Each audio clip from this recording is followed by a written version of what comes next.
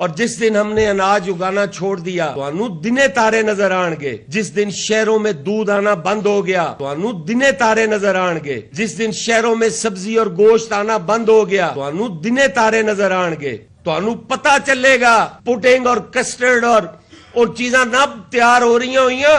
اس دن تو اندازہ ہوئے گا کہ کاشتکار غریب دے مسائل کی نے.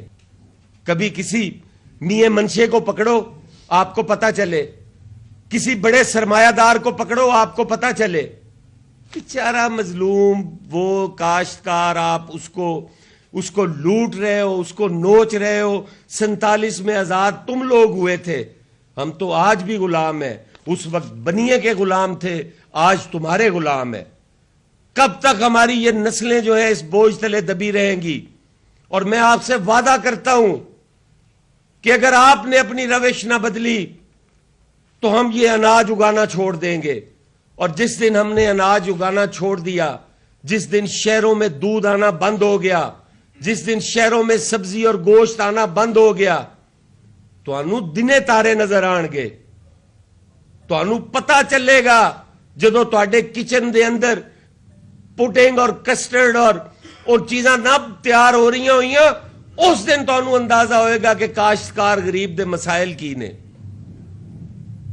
ہمارا پرزور مطالبہ ہے اس حکومت سے, ہم اس کے حمایتی ہیں.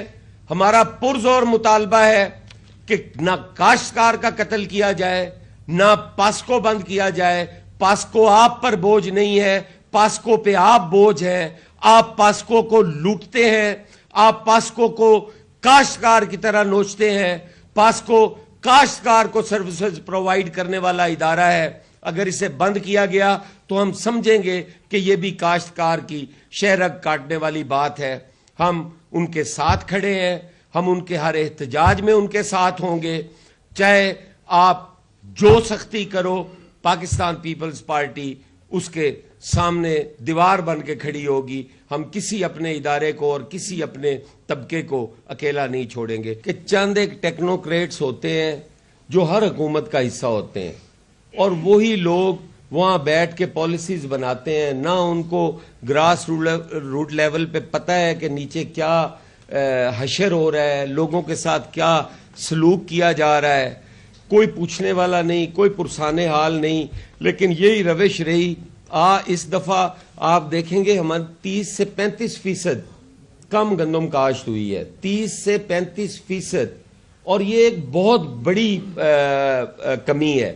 آنے والا وقت میں تو گندم کا بحران دیکھ رہا ہوں, اور پھر میں دیکھوں گا ان کو کہ یہ باہر سے 5-6 ہزار میں 7 ہزار تک گندم امپورٹ کریں گے, اور اپنے کاشتکار کو 4 ہزار دیتے موت پڑتی ہے. اپنے فیسیلیٹیٹر اور اپنے مڈل مین کو, اپنے دلال کو خوش کرنے کے لیے یہ 7 ہزار میں بھی گندم دیں گے. کون سی جگہ ہے جہاں پہ کرپشن نہیں ہوتی؟ کرپشن روکنا مقصد ہے یا ادارہ ختم کرنا مقصد ہے؟ اگر ایک ادارہ جو الزامات آپ کہہ رہے ہیں, میں ان کے الزامات کو ڈیفینڈ نہیں کر رہا, میں کہتا ہوں کہ اگر ان پہ الزامات ہیں انہیں قرار واقعہ سزا ملنی چاہیے. میں تو ریفارمز کا مطالبہ کر رہا ہوں کہ اس میں ریفارمز آنی چاہیے. کیا جو ادارہ جس پہ الزام ہوگا کرپشن کا وہ بند کر دیا جائے گا؟ کیا میرے پاس اب بھی نام موجود ہیں, لیکن میں صرف اس لیے نہیں لے رہا کہ کوئی بھی چیز جو ہے اگر حکومت آج بھی ٹھیک کرنا چاہے تو اس کے پاس ایک سپیس ہونی چاہیے, وہ اسے درست کرے. اس پہ اثر انداز کون ہوتا ہے؟ اس کرپشن کی ذمہ داری جاتی کس پہ ہے؟ کون وہ کرپشن کرواتا ہے؟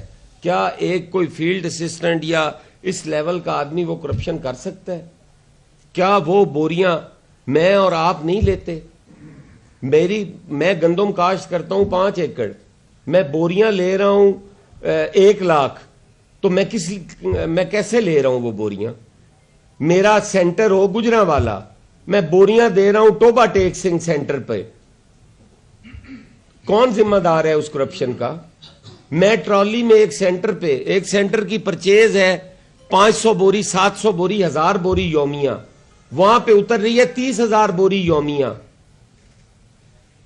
22 ویلر ٹرالے پہ گندم جا رہی ہے. کون سا کاشتکار ہے پنجاب کے اندر جس کی گندم 22 ویلر ٹرالے لے کر جاتے ہیں؟ ہماری تو ایک ٹرالی نہیں بھرتی. وہ 22 ویلر والے کو پکڑے نا, وہ گندم کہاں سے آئی ہے, اس کو کیوں نہیں ایف آئی اے پکڑتی؟ پکڑے اس کو, پتا چلے گا کہ یہ کس کا فرنٹ مین تھا اور کون تھا اس کے پیچھے. یہ ساری چیزیں ہیں.